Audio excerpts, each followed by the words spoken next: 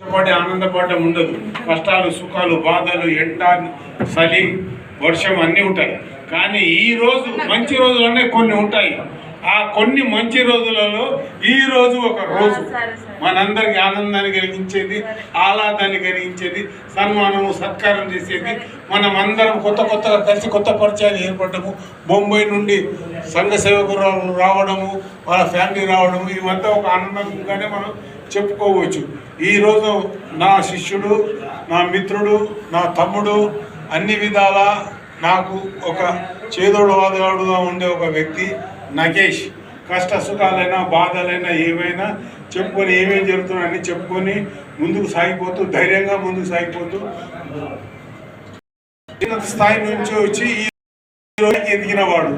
నాకు ఒక 10 సంవత్సరాలకు నాకు పరిచయము.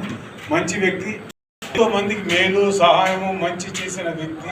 ఎప్పుడూ కళాకారులను ప్రోత్సహించడము, కళామ్మ తల్లి బిడ్డలుగా అందరినీ ఒక హక్కున చేర్చుకొని వాళ్ళకు మంచి జరిగేలా చూడడం. రోజు ఇన్ని రోజు ఆయన చేసిన పడిపోతున్న ఏకపాత్రాభినయాలు పద్య రూపంలో ఈ రోజు అందరిని పిలిపించి వారికి సన్మానం సత్కారం చేస్తూ వాళ్ళను హక్కున చేర్చుకొని వాళ్ళలో ఉన్న కళా నైపుణ్యాన్ని బయటికి తీసి తను ఆనందం పొందుతూ వాళ్ళను ఆనందపరుస్తూ ఈరోజు వాళ్ళందరికీ ఏమి ఆశించకుండా అవార్డులు ఇచ్చారు. మీరు ఏమి ఇచ్చారో, ఏం కోల్పోయారో, ఏమి చేశారో నాకు అనవసరం.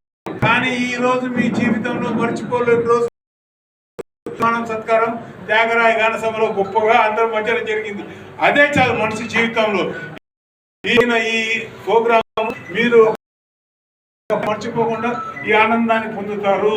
ఈ రోజు మీకు జరిగిన సన్మానం ఫ్యూచర్లో మీరు ఇంకెన్నో సన్మానాలు, సత్కారాలు, పురస్కారాలు అందుకోవడానికి దోహదపడుతుంది. మీరందరూ తమ్ముడు నగేష్ అంటే ఉండండి, ముందుకు నడిపించండి. తప్పులు, ఒప్పులు, కప్పులు అన్నీ వస్తూ ఉంటాయి.